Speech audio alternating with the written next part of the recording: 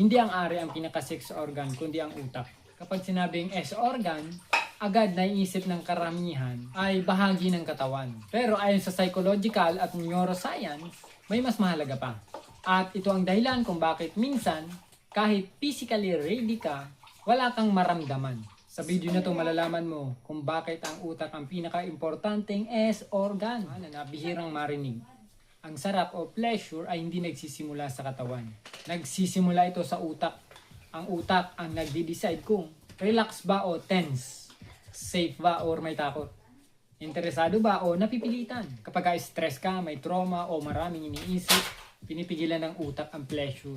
Kahit okay ang katawan, ibig sabihin walang galaw o posisyon na gagana kung hindi kontrolado ng isip. Halimbawa, may taong mahal mo pero pagod ka, anxious o may problema, mapapansin mo na wala sa mood ang katawan. Pero minsan kahit simpleng lambing lang, basta kampante ang isip, patunay na ang utak ang may kontrol at hindi ang kalamnan. Trivia tayo!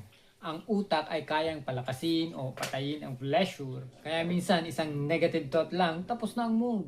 Kaya tandaan mo ito. Kung gusto mong intindihin ang pleasure, unahin mo intindihin ang isip sa connection. Mental state. Salamat for watching. Kung nagustuhan nyo ang video na to, maaari kayong mag-subscribe sa ating channel at pakihit naman ang notification bell para lagi kang updated sa ating mga latest video.